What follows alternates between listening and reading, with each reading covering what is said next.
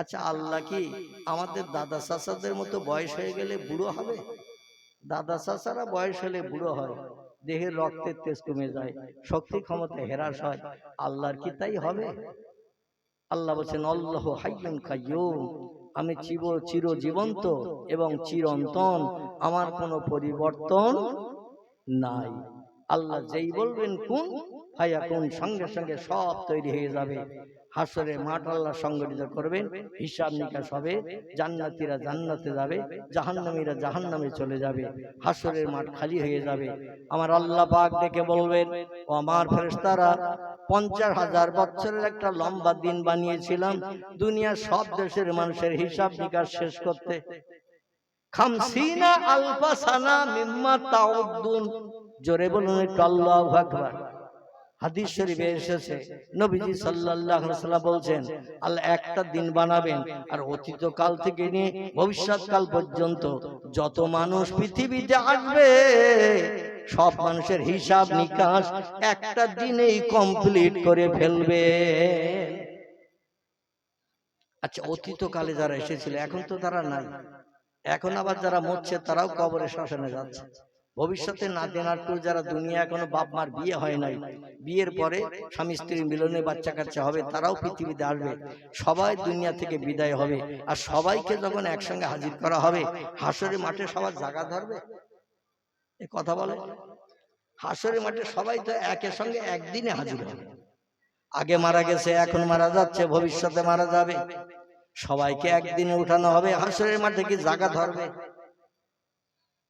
আল্লাহর পয়গম্বর মুহাম্মাদুর রাসূলুল্লাহ বলছেন, একজন ব্যক্তি জাহান্নামের আগুনে পুড়িয়ে পুড়িয়ে পুড়িয়ে পুড়িয়ে লক্ষ লক্ষ বছর ধরে পুড়িয়ে পুড়িয়ে জীবনের পাপগুলো ময়লাগুলো আগুন সাবান দিয়ে আল্লাহ পুড়িয়ে পরিষ্কার করার পরে লোকটাকে জাহান্নাম থেকে টেনে বার করবেন। আর গায়ে কোনো ময়লা নাই, আর দেহে কোনো পাপ নাই, সুদের পাপ, ঘুষের পাপ, সিনেমার পাপ, যাত্রা পাপ, রেডিওর পাপ, নারী ধর্ষণের পাপ, এমন করে অবৈধ মেদিনে পিকনিক স্পটে কাটিয়ে যে রাত জেগে যৌন ক্ষুধা নিবারণ করা পাপ, মানুষ মার্ডার করা পাপ, ছিনতাই করা, গুন্ডামি করা পাপ। এই পাপগুলো একটা বান্দা সারা জীবন করেছে, রাস্তাঘাটে পথে লোকের ধরে মারধর করে টাকা পয়সা ছিনতাই করে কেড়ে নিয়েছে, দিতে চাইনি, প্রাণনাশ করে দিয়েছে, বিবি বাচ্চারও বিধবা এতিম বানিয়ে দিয়েছে। এই লোকটা সারা জীবন পাপ, সারা জীবনে একটা বার মাত্র পড়েছে লা ইলাহা ইল্লাল্লাহ, বাকি অংশটাও পড়িনি। কলেমার অর্ধেক অংশ পড়েছে, এক আল্লাহ ছাড়া অন্য কোন প্রভু নাই। লা ইলাহা ইল্লাল্লাহ শব্দের বাংলা অর্থ হলো এক স্রষ্টা ছাড়া আর দ্বিতীয় কোন প্রভু নাই। তার এই আল্লাহর নামের একত্ববাদের ভাষার জীবের দ্বারা প্রশংসা করার কারণে সওয়াব হয়েছে যাররা পরিমাণ। কি পরিমাণ? যে যেমন মহব্বত নিয়ে কলেমা পড়বে তার মহব্বতের কারণে কলেমার ওজন বাড়বে, যে যেমন মনোভাব নিয়ে পড়বে তার তেমন মনোভাবের ওজন হবে, কলেমার ওজন। এখন হাদিস শরীফে এসেছে, কোরআন পাকে এসেছে, ওমাই ইয়ামাল মিসকাল যাররাতিন খায়রা ইয়ারা ফামাই ইয়ামাল মিসকাল যাররাতিন খায়রা ইয়ারা ওমাই ইয়ামাল মিসকাল যাররাতিন শাররা ইয়ারা। শস্য দানা পরিমাণ সৎ কাজ, আবার শস্য দানা পরিমাণ বদ কাজ, খারাপ কাজ। প্রত্যেকটি বান্দা বান্দিকে হাসরের মাঠে মিজানের দাড়ি পাল্লায় নেকি বদি পাপ কাজ সৎ কাজ চাপিয়ে দিয়ে ওজন করে তাদের প্রতিদান দেয়া হবে। আল্লাহ বলেন, ওয়াকিমুল ওয়াজনা বিল কিসতে ওয়ালা তুকসিরুল মিজান। চুলচেরা বিচার হবে হাসরের মাঠে মিজানের দাড়ি পাল্লায়। এক শস্য দানে পরিমাণ ক্ষতি কারো করা হবে না, এক শস্য দানা পরিমাণ বাড়তি সুযোগও কারো দেয়া হবে না। জোরে বলুন একটু আমিন। যাররা শব্দের ব্যাখ্যা করেছেন তাফসীর কারকেরা, যারে আমরা সরিষার দানা বলি, কিন্তু আসলে যাররা শব্দের বাংলা অর্থ সরিষার দানা নয়, তার থেকে আরো ক্ষুদ্র, যা খালি চোখে দেখা যায় না। দূরবীক্ষণ যন্ত্র চোখে লাগালে আমাদের সামনে আমরা খালি চোখে দেখলে কিছু দেখতে পাই, ফাঁকা জায়গা। কিন্তু দূরবীন চোখে লাগান, হাজারো জীবাণু পয়জন চোখে ধরা পড়বে। মানে ক্ষুদ্রতি ক্ষুদ্র জীবাণু গুলো দূরবীক্ষণ যন্ত্রের মাধ্যম দিয়ে চোখে ধরা পড়ে, যেগুলো খালি চোখে দেখা যায় না। এরই বলা হয়েছে জাররা, যার দুনিয়ার কোনো দাড়ি পাল্লায় ওজন হয় না। আল্লাহ বলছেন সে ওজনটাও মিজানের দাড়ি পাল্লায় করা হবে। ওই বান্দাকে পুড়িয়ে পুড়িয়ে জীবনের অপরাধ গুলো যখন ধুয়ে মুছে সাফ করা হবে, লোকটারে বার করে তার সৎ কাজের জন্য একবার একটুখানি কলেমার অর্ধেক পড়েছিল, লা ইলাহা ইল্লাল্লাহ, তার কারণে ওই লোকটাকে এবার জান্নাতে দেয়া হবে। সাহাবীরা বলে, ইয়া রাসূলুল্লাহ, যাররা পরিমাণ সৎ কাজ লক্ষ লক্ষ বছর ধরে জাহান্নামের আগুনে ভুল কাজ, অপরাধ কাজ, অন্যায় কাজ, আল্লাহর কোরআনের বিধানের অমান্যতা করার কারণে তারে শাস্তি দেয়া হয়েছে, ওই লোকটার জীবনের শেষ বেলা একটু সৎ কাজের জন্য জান্নাত দেয়া হবে। ও জান্নাতে কটা ঘর পাবে, কতটা জায়গা পাবে? আল্লাহর নবী তিরমিজি শরীফের হাদিসে জানিয়েছেন, তাম পৃথিবীর এরিয়ার মতো 10টা পৃথিবী জুড়লে যতটা জায়গা হয়, ওই যারা পরিমাণ ইমানদারের জন্য এই 10টা পৃথিবীর থেকেও বেশি জায়গা জান্নাতে দেয়া হবে। নারায়ে তাকবীর, নারায়ে তাকবীর। তাহলে আল্লাহর কি জায়গার কোনো অভাব? আমার ভাইরা, হাসরের মাঠে দুনিয়ার সব দেশের বর্তমান 228টি দেশের মানুষ যদি একসঙ্গে সব হাজির হয়, মনে মনে ধারণা করি আমরা যে জায়গা বোধহয় ধরবে না, ঠেসাঠেসি গাদাগাদি হয়ে যাবে। আল্লাহ নবী বলছেন, সিরিয়ার বাইতুল মুকাদ্দাসের সামনে থেকে হাসরের মাঠ শুরু হবে। কোথা থেকে? সিরিয়ার জমিনে একটি আল্লাহর পুরান ইবাদতের ঘর আছে, যেটা বর্তমান জায়গাটির নাম হলো প্যালেস্টাইন। কি নাম বললাম? সিরিয়ার দেশের জায়গাটির নাম হলো প্যালেস্টাইন। এই প্যালেস্টাইনে একটি ইবাদতের ঘর আছে, যে ঘরটার ভিত গেড়েছিল পয়গম্বর দাউদ নবী। কোন নবী? দাউদ নবী, যার কণ্ঠের এলাহান আল্লাহ এত সুমধুর করে দিয়েছিলেন। জব্বুর তিলাওয়াত করতেন যখন গাছেরা সব নাচতো, এত কণ্ঠের মধুর এলাহান, পাখিগুলো সব আনন্দে ডালের উপরে নাচানাচি করত। দুনিয়ার পশুরা পর্যন্ত খাওয়া দাওয়া ভুলে যে তার কণ্ঠের জব্বুর তেলাওয়াত শুনতো। এমনকি লোহিত সাগর, নীল দরিয়া, এ দরিয়ার মাছেরাও পর্যন্ত পানির উপরে ঠেলে উঠে কলা গাছের মতো ভেসে ভেসে থাকতো দাউদ নবীর কণ্ঠের আওয়াজ জব্বুর কিতাব তেলাওয়াতের জন্য। জোরে বলুন একটু সুবহানাল্লাহ। এই পয়গম্বর একটি আল্লাহর ইবাদতের ঘর প্রথম পৃথিবীতে বানিয়েছিলেন কাবা ঘরের পরে। কোন ঘরের পরে? প্রথম ঘর যেটি পৃথিবীতে ইবাদতের জন্য বানানো হলো। মানুষ যখন দুনিয়ায় আসেনি, জিন যখন দুনিয়া আসেনি, আগে এসেছে জিন, তারপরে এসেছে মানুষ।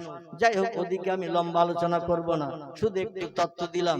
মানুষ পৃথিবীতে আগে আসেনি, আগে এসেছে জিন। হাজার হাজার বছর থাকার পরে তারা ইবাদত বন্দেগী না করার কারণে আল্লাহ কাদামাটি দিয়ে মানুষ বানালেন। এই মানুষ এখনো চলছে, জিন এখনো আছে। এক একটা জিন 2 থেকে 2,500 বছর বাঁচে। কত বছর? এক একটা জিনের হায়াত বয়স 2 থেকে 2,500 বছর। যেমন মানুষেরও বয়স আল্লাহ পূর্বে দিয়েছিল একটু বেশি। নূহ আলাইহিস সালামের আল্লাহ একটু হায়াত কম দিয়েছিল, 1450 বছর। আচ্ছা, ওই রাম যদি আমাদের আল্লাহ দিত, মাটিতে আর পা দিতাম? কথা বলে 1450 বছরে যদি বয়স পেতাম। পয়গম্বর মুসা নবীর জামানার মানুষ 400 থেকে 450 বছর পর্যন্ত বাঁচার সুযোগ পেয়েছে। এত হায়াত পাওয়া সত্ত্বেও তারা আল্লাহরে ভোলেনি। আর আমাদের আল্লাহ একটু বয়স বেশি করে দিয়েছে, আল্লাহর নাম 24 ঘন্টায় করি না। আমাদের বয়স হলো 60-65। কৈশোরকালে, বাল্যকালে গেল চলে 15 বছর, যৌবনকালে গেল 25-30 বছর, বার্ধক্যকালে বুড়োকালে গেল 10-15 বছর, এই তিন কালে চলে গেল জীবন শেষ 65 বছর। তাই আমরা আল্লাহর নামও একটা 24 ঘন্টা একবার স্মরণ করি না, মনে করি বহুদিন বাঁচবো।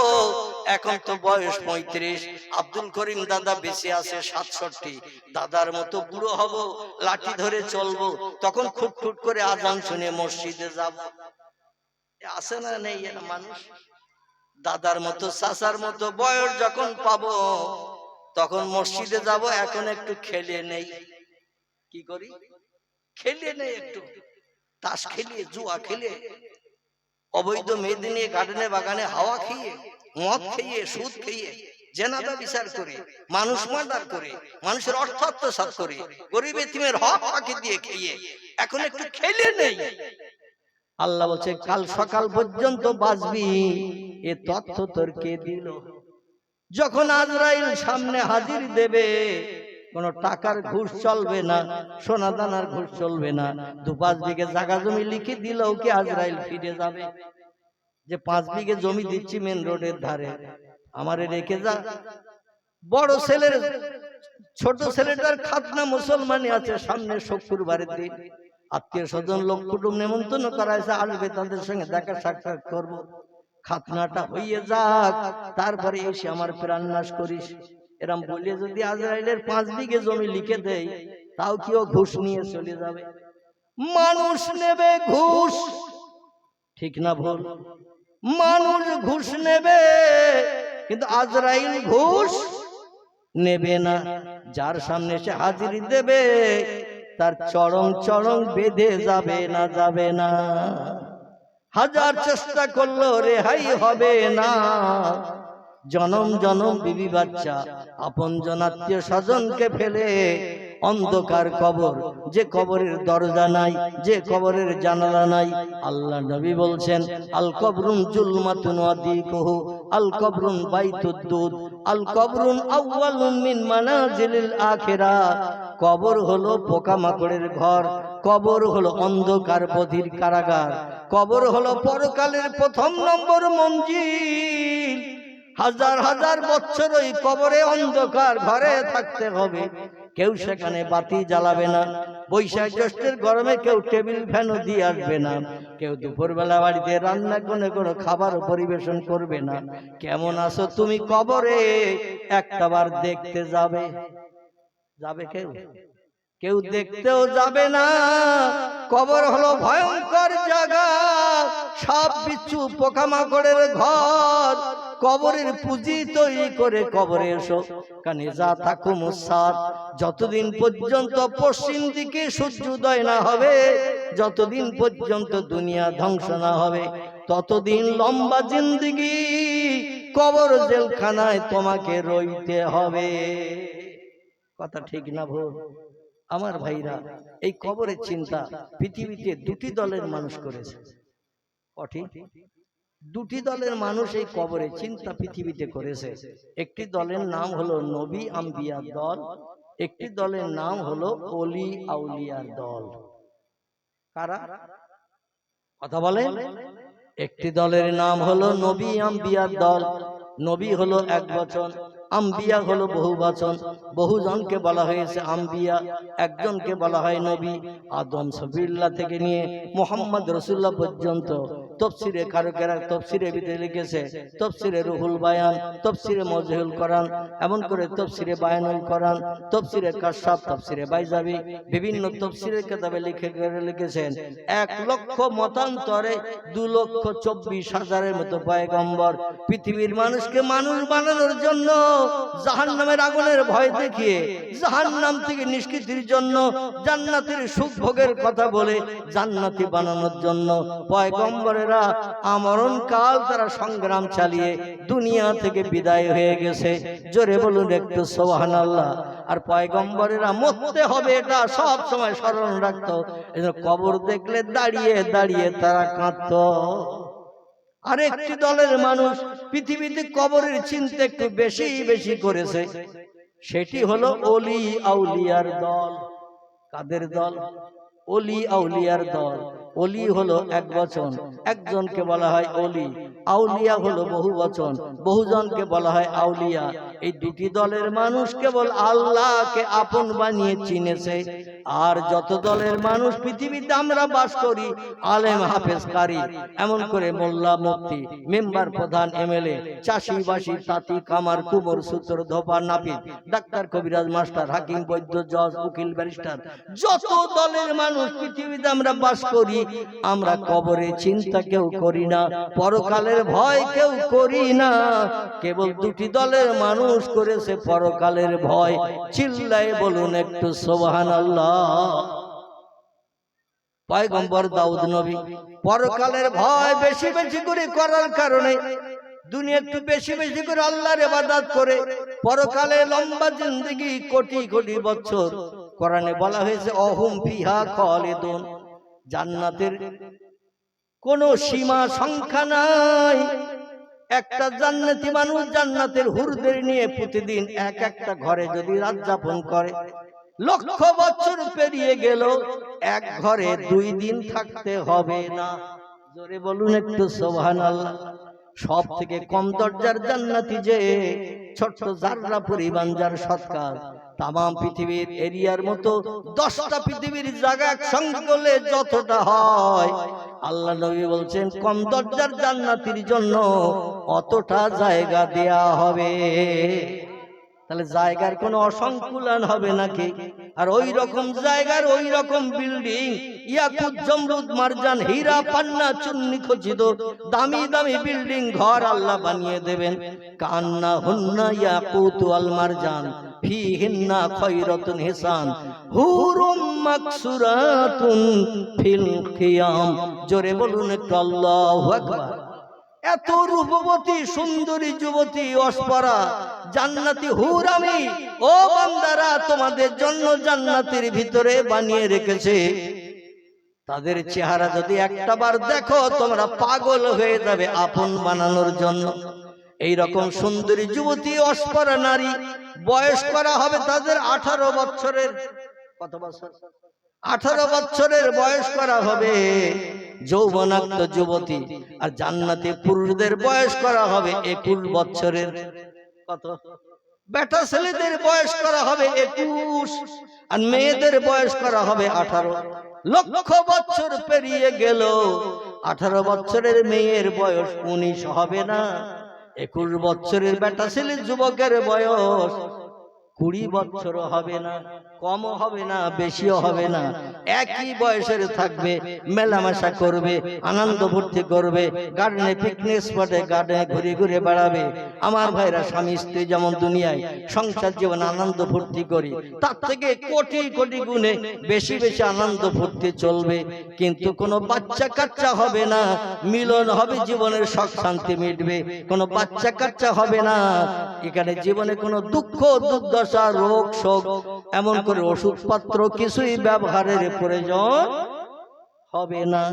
এরই নাম হলো জান্নাত। আমরা চাই না, চাই না। যদি আমরা চাই তাহলে দুটো দলের যে কোনো একটা দলে ঢোকার দরকার আছে না নাই? যে কোনো একটা দলে ঢুকতে হবে। আর যত দল আছে আলেম হাফেজ কারি মুফতি এরাও কিন্তু পরকালের ভয় করে না। পরকালের ভয় করেছে দুটি দলের মানুষ, একটির নাম নবী আম্বিয়া, একটির নাম ওলিয়া উলিয়া। খুব ভালো করে স্মরণ রাখবেন। আমি মাথায় টুপি মুখে দাড়ি লম্বা জামা দিয়ে অলদেশাদ করছি, কোরআন হাদিসের কথা বলছি, কিন্তু আমার ভিতরেও সেই কবরের ভয় নাই, যে ভয়টা নবীরা করেছে, যে ভয়টা ওলিরা করেছে। আর এই ভয় যাদের হৃদয়ে আসবে, খোদার কসম তারা সুদের টাকায় স্পর্শ করবে না, ঘুষ তারা জীবনে নেবে না, মিথ্যা কথা জীবনে বলবে না, কারো মালে না বলে কোনোদিন হাত দেবে না, তারা কোনোদিন চুরি করবে না, কোনোদিন ডাকাতি করবে না, ছিনতাই করবে না, গুন্ডামি করবে না, গরিব এতিমের হক জীবনে কোনোদিন ফাঁকি দিয়ে খাবে না, বাপ মার এতিম সন্তানের অর্থ আত্মসাৎ করবে না। কবরের ভয় যাদের ভিতরে থাকবে, কোরআনের খেলাফ কোনো কাজ তারা কোনোদিন করবে না। পয়গম্বর দাউদ নবী তিনি ভিত তৈরি করলেন, একটা মসজিদের ভিত। 1,25,000 মানুষ একসঙ্গে জামাতে নামাজ পড়তে পারে। জোরে বলা যাবে না সুবহানাল্লাহ? আপনাদের গ্রামের মসজিদ তো ওর থেকে বড় নাকি? 1,25,000 মানুষ একসঙ্গে জামাতে নামাজ পড়তে পারবে, এইরকম একটা মসজিদের ভিত গেড়েছেন পয়গম্বর দাউদ। তাহলে আপনাদের গ্রামের মসজিদ ওর থেকে বড় তো নাকি? 2-2.5 লক্ষ লোক ধরে তো নাকি? আমার ভাইরা, 500 মানুষ গেলে তাই মসজিদে জায়গা ধরে না, ঠিক কি না? এই মসজিদে ভিত গাড়ার পরে আল্লাহ ডাক দিলেন আজরাইলকে, আজরাইল যাও, চলে যাও, আমার পয়গম্বরে দিয়ে বাকি কাজ আমি আর করব না। পয়গম্বর যে কাজটা করেছে, ওই যে ভিত স্ট্রাকচার তৈরি করে দিয়েছে, এতেই আমি আল্লাহ খুশি। পরকালের কোটি কোটি বছরের জান্নাত আমার পয়গম্বর দাউদের জন্য আমি আল্লাহ হালাল বানিয়ে দিয়েছি। নারে তাকবীর। ভিত তৈরি হয়ে গেল, পয়গম্বর দাউদের প্রাণনাশ হয়ে গেল। ওনার ছেলে ছিল 12, মতান্তরে 15। তফসিরের কিতাবে তত্ত্ববিদরা তত্ত্ব দিয়েছেন, কেউ বলেছেন 12, কেউ বলেছেন 15, দ্বিমত আছে। তবে আমি বেশি না ধরে কমটাই ধরি। কম কত? কম 12। দাউদ বলছে, আল্লাহ বৃদ্ধ হয়ে গেছি, আর ভালো চলাফেরা করতে পারি না। মসজিদের ভিত তৈরি করলাম, কিন্তু পরিপূর্ণ আমার হাত বরাবর মসজিদ কমপ্লিট হলে হবে বলে আমার ধারণা হচ্ছে না। কারণ শরীর জয়ী হয়ে আসছে, আমার দেহ শক্তি ক্ষমতায় হ্রাস হয়ে আসছে। আল্লাহ ডেকে বললেন আসমানি এলহাম দিয়ে, পয়গম্বর আর দুনিয়াদারি তোমাকে করতে দেব না। জোরে বলুন একটু সুবহানাল্লাহ। দাউদ বলে, আল্লাহ যদি আমি মারা যাই, তোমার এই পয়গম্বরের দায়িত্ব কে নেবে? আবার পৃথিবীতে আমার মিশরের দেশে বাদশা বানিয়েছেন, প্রজাদের বাদশা বানিয়েছেন, আমাকে রাষ্ট্রনেতা বানিয়েছেন, জনকল্যাণমূলক কাজ করার জন্য। স্থলাভিষিক্ত কে হবে আমার পরে? আমি তো মারা গেলে রাজসিংহাসন খালি হয়ে যাবে। আল্লাহ ডেকে বললেন, পয়গম্বর তোমার 12 মতান্তরে 15টা ছেলে যখন আছে, ও পয়গম্বর অত চিন্তা কেন তোমার? দাউদ নবী বলে, আল্লাহ একটা থাকলে চিন্তা হতো না, 12টা বা মতান্তরে 15টা হলে তো সমস্যা। ঠিক না ভুল? 12 থেকে 15টা বাচ্চা হলে সমস্যা, এই কথাটা বলেছেন ঠিক না ভুল? কারণ সন্তান বেশি হলে ঝামেলা হয় না, হয় না? ইয়া আইয়ুহাল্লাযীনা আমানু লা তুলহিকুম আমওয়ালুকুম ওয়ালা আওলাদুকুম আন যিকরিল্লাহ। জোরে বলুন একটু আল্লাহু আকবার। সম্ভবত কোরআন শরীফের 28 পারা, অন্যথায় 29 পারা। আল্লাহ পাক তত্ত্ব দিয়ে বলছেন, ও দুনিয়ার ইমানদার মুমিন মুমিনা নরনারী, ইয়া আইয়ুহাল্লাযীনা আমানু, আমাকে না দেখে যারা স্রষ্টা বলে বিশ্বাস করেছো, আমার শক্তি ক্ষমতা সব শক্তির ঊর্ধ্বে, না দেখে পরীক্ষা নিরীক্ষা না করেও তোমরা যারা বিশ্বাস করেছো, আমি তাদের ডেকে বলছি, শোনো, লা তুলহিকুম আমওয়ালুকুম ওয়ালা আওলাদুকুম, তোমাদের ধন সম্পদ এবং সন্তানাদি আন যিকরিল্লাহ, আমার স্মরণ থেকে যেন দূরে সরিয়ে না রাখে। কারণ বাচ্চা কাচ্চা সন্তানাদি অর্থ সম্পদ আল্লাহ যাদের একটু বেশি দেয়, তারা স্বস্তিতে থাকে না, অস্বস্তিতে থাকে। কথা বলে, অস্বস্তিতে থাকে, হাজারো ঝামেলা এসে তাদের ঘাড়ে চেপে যায়। এই জন্য বললেন, তোমার 12 মতান্তরে 15টি ছেলে আছে, যখন যে কোনো একজন হবে। বলে, আল্লাহ সবাই তো রাষ্ট্রনেতা হতে চাইবে, সবাই রাজসিংহাসনে বসতে চাইবে, কারে বসাবো আর কারে বাদ দেবো, এই নিয়ে তো ছেলেদের ভিতরে মারামারি কাটাকাটি খুনোখুনি হবে। আল্লাহ বললেন, পয়গম্বর দাউদ স্পেশাল জ্ঞান তোমার আমি দিয়েছি, আর পয়গম্বর যাদের করি তাদের সাধারণ মানুষের থেকে স্পেশাল জ্ঞান আমি আল্লাহ পয়গম্বরদের দান করি। কারণ পয়গম্বরদের স্পেশাল জ্ঞান না দিলে সাধারণ মানুষ বশ করতে পারবে না, এই জন্য একটি স্পেশাল জ্ঞান দিয়ে থাকি। জোরে বলুন সুবহানাল্লাহ। এখন দাউদ নবী বলছেন, 12 মতান্তরে 15টা ছেলে, সবাই তো রাজসিংহাসনে বসতে চাইবে। আল্লাহ কারে বসাবো, এই নিয়ে তো ঝামেলা হবে, আমার সামনে খুনোখুনি করবে, মারামারি করে। এ বলবে আমি রাজসিংহাসনে রাষ্ট্রনেতা হব, ও বলবে আমি হব। আল্লাহ ডেকে বললেন, পয়গম্বর তোমার ছেলেদের একদিন আহ্বান করে এক জায়গায় ডাকো। এ দাউদ, এক জায়গায় ছেলেদের ডাকো, ডেকে তুমি 2টি প্রশ্ন করো। এই দুটি প্রশ্নের সঠিক উত্তর যে ছেলেটি দিতে পারবে সেই হবে শিক্ষিত, সেই হবে জ্ঞানী, তারই পক্ষে দেশের জনগণকে নিয়ে রাষ্ট্র চালানো সম্ভব হবে। মূর্খ ব্যক্তি পারবে না, অজ্ঞ ব্যক্তি পারবে না, তারা দেশ চালাতে পারবে না। শিক্ষিত মানুষের প্রয়োজন, জ্ঞানী মানুষের প্রয়োজন, ব্রেন বুদ্ধির প্রয়োজন রয়েছে। এজন্য ছেলেদের ডেকে দুটি প্রশ্ন করো। দাউদ বললেন, নাম ইয়া রব্বি, আপনার তত্ত্বটা আমার খুব পছন্দ হয়েছে। ও আল্লাহ, তবে কি প্রশ্ন করব? প্রশ্ন তো আমার জানা নাই। আল্লাহ পাক জিবরিল আমিন দিয়ে দাউদ নবীকে প্রশ্ন জানিয়ে দিলেন। ছেলেরা যখন এক জায়গায় হয়ে যাবে, বলে রাজ সিংহাসনে আমার পরে স্থলাভিষিক্ত তোমাদের ভিতরে সেই ব্যক্তি হবে যে দুটি প্রশ্নের উত্তর দিতে পারবে। সব ছেলেরা তো তৈরি, কি প্রশ্ন আব্বা বলেন, উত্তর আমরা দিয়ে দিয়ে অবশ্যই রাজ সিংহাসনে মালিক হয়ে যাব। দাউদ পয়গম্বর বলল, ছেলেরা, এই পৃথিবীতে সব থেকে দূরের দেশ কোনটি? যে ছেলেটি সঠিক উত্তর দিতে পারবে সেই হবে রাজ সিংহাসনের মালিক। ছেলেরা বলে, এমন সহজ প্রশ্ন? তাই আমরা দুশ্চিন্তায় পড়েছিলাম। এই উত্তর তো আমরা যখন তখন দিতে পারি। বলে, দাও। মিশরের জমিনে বসে বসে প্রশ্ন হচ্ছে। কেউ বলে জাপান দূর, কেউ বলে জার্মান দূর, কেউ বলে ইংল্যান্ড দূর, কেউ বলে হল্যান্ড দূর, কেউ বলে পোল্যান্ড দূর, কেউ বলে ইতালি দূর, কেউ বলে ভারত দূর, কেউ বলে শ্রীলঙ্কা দূর, কেউ বলে বর্মা দূর, কেউ বলে পাকিস্তান দূর, কেউ বলে সিঙ্গাপুর দূর। এক একটা দূরের দেশের নাম ছেলেরা করছে। বলতে বলতে বলতে বলতে 11টা ছেলে 11টা দেশের নাম করে দিয়েছে। দাউদ পয়গম্বর বলল, তোমাদের কারো উত্তর সঠিক হয় নাই। উত্তরটা জানিয়েছে কে? আল্লাহ। আচ্ছা, আল্লাহর উত্তরের উপরে আর উত্তর আছে নাকি? আল্লাহর উত্তরের উপরে তার উত্তর নাই, কারণ আল্লাহ পাক হলেন সব থেকে সেরা জ্ঞানী। কথাটা ঠিক না ভুল? ওমা উতিতুম মিনাল ইলমি ইল্লা কালিলা।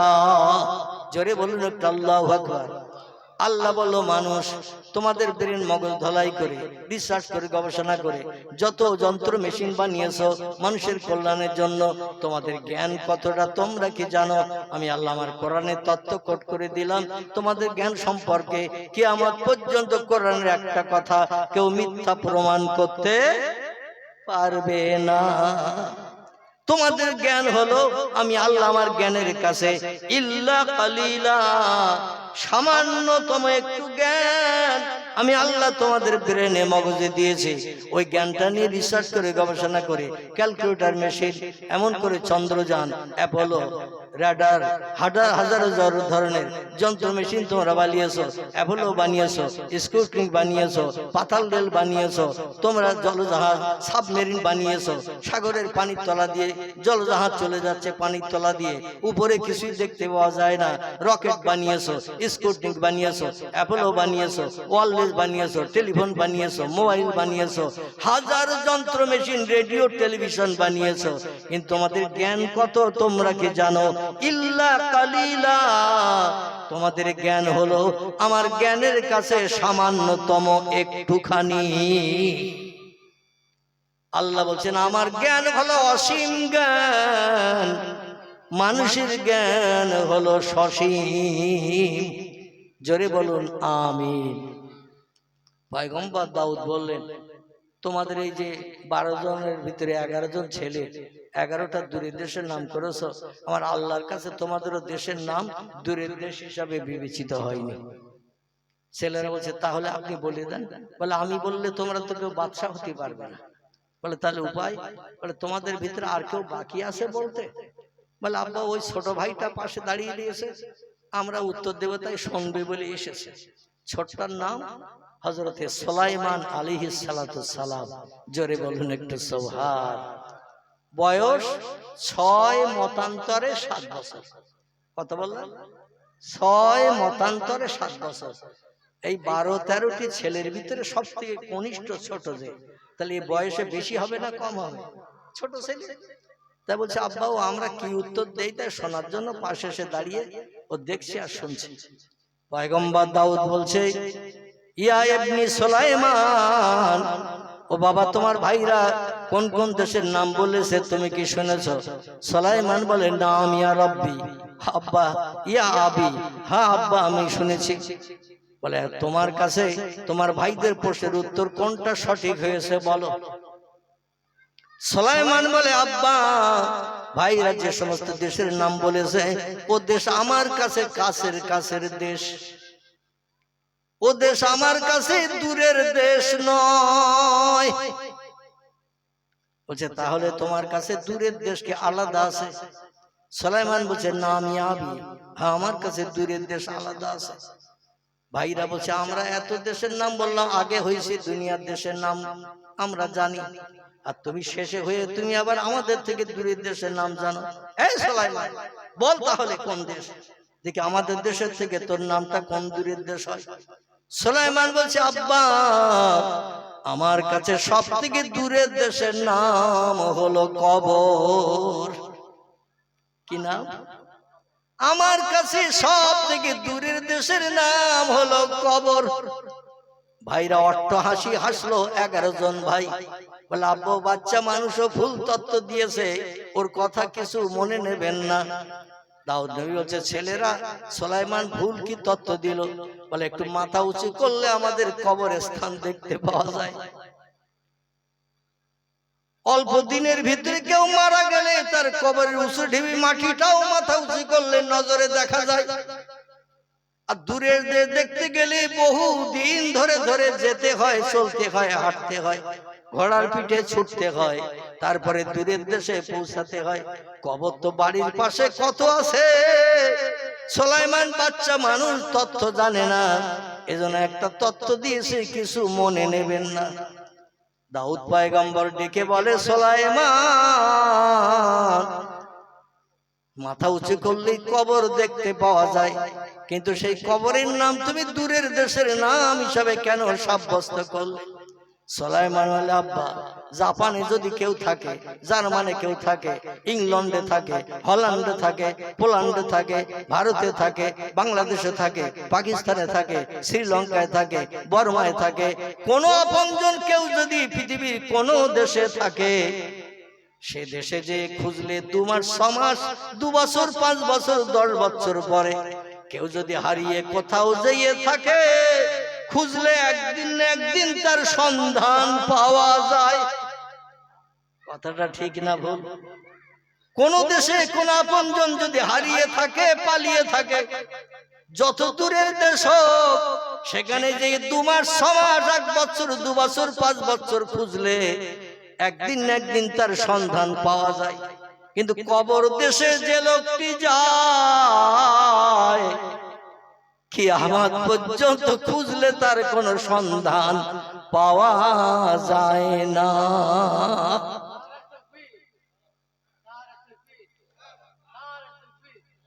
সুলাইমান বললেন সাদ্দাকতা ইয়া, দাউদ নবী বলছেন সাদ্দাকতা ইয়া ইবনি, আমার বেটা তোর উত্তরটাই সঠিক হয়েছে। কবর দেশে কোনো ব্যক্তি যদি যায়, সারা জীবন খোঁজ করলেও তার সন্ধান পাওয়া যায় না। এজন্য কবর যদিও বাড়ির পাশে, কিন্তু এই দেশটা বহু দূরের দেশ হিসাবে বিবেচিত। 11 জন ভাই বলছে আব্বা প্রশ্ন তো শেষ হয়নি। বলছে না বাবা এখনো একটা বাকি আছে। বলে ওই শেষ প্রশ্নটার উত্তর আমরা 11 জন মিলে দেব, আর ছোট ভাই রাশিয়ানে পড়বে, আরো নেতৃত্ব করবে, আঙুল ঘুরবে, আর আমাদের শুনতে হবে বড় ভাই হয়ে। ওটা কোনোদিন আমাদের পক্ষে মেনে নেওয়া সম্ভব হবে না। আমরা 11 জন এক দল, আর সুলাইমান একা এক দল। ওর পর্যন্ত প্রশ্ন যেতে দেব না, তার আগে আমরা 11 জন বলে দেব, যাতে রাশিয়ান ভাগাভাগি করে নিতে হয় তাতেও রাজি। কিন্তু সুলাইমান বসে আঙুল ঘুরবে ছোট ভাই হয়ে, আর আমরা বড় ভাই ওর আঙুল ঘোরানোর নেতৃত্ব মানবো, এটা কোনোদিন সম্ভবপর নয়। ও আব্বা আপনি দ্বিতীয় প্রশ্নটা বলেন। আমরা 11 জন ভাই মগজ ধলাই করে উত্তর দিয়ে দেব ইনশাআল্লাহ। সুলাইমান পর্যন্ত উত্তর যেতে দেব না, বরং রাজসিংহাসনের মালিক আমরাই হব। জোরে বলুন একটু নাউজুবিল্লাহ। আল্লাহ যদি কাউরে বাদশা বানায়, কারো বাবার ক্ষমতা আছে ঘুরিয়ে সেই রাজ সিংহাসনে বসার? আমার ভাইরা, দাউদ নবী বলছেন, ছেলেরা 2 নম্বরের প্রশ্ন হলো, পৃথিবীতে কোন জিনিসের মূল্য নাই, বিনা পয়সায় পাওয়া যায়? এ ছেলেরা, এই পৃথিবীতে কোন জিনিসের মূল্য নাই, কোন জিনিসের দাম নাই, বিনা পয়সায় পাওয়া যায়, পয়সা দিয়ে কিনতে হয় না? এই প্রশ্নের উত্তর দাও। বড় ছেলে বলে, আব্বা আগুন বিনা পয়সায় পাওয়া যায়। আর একটা বলে, আব্বা পানি বিনা পয়সায় পাওয়া যায়। আর একটা বলে, আব্বা হাওয়া বিনা পয়সায় পাওয়া যায়। আচ্ছা, কেউ কেনে? কথা বলে। যে কোনো পুকুর থেকে যদি 1 গ্লাস তুলে আনে তো বাড়িওয়ালা বলবে যে আমার পুকুর পয়সা দে। পুকুরের পানি, খালের পানি, ডোবার পানি, টিউবওয়েল থেকে যদি 1 কলসি পুড়িয়ে নেয় তো পয়সা চাবে কেউ? কেউ বলছে, আব্বা লতা পাতার কোনো মূল্য নাই, গাছপালায় জড়িয়ে থাকে, যে কোনো মানুষ ছিঁড়িয়ে আনতে পারে। কেউ বলছেন তৃণলতা ঘাসের কোনো মূল্য নাই, জমিনে হয়ে থাকে, যে কোনো মানুষ কেটে নিয়ে যেতে পারে, কেউ বারণ করে না, পয়সাও চায় না। এক একজন এক একটা জিনিসের নাম বলে। আমার ভাইরা, সুলাইমান চুপ করে দাঁড়িয়ে দাঁড়িয়ে ভাইদের এই তথ্য শুনছেন। বলতে বলতে 11 জন হয়ে গেল।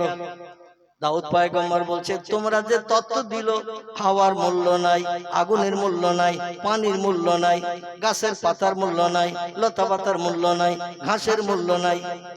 এ ছেলেরা, তোমরা 11 জন 11টা জিনিসের নাম করলে।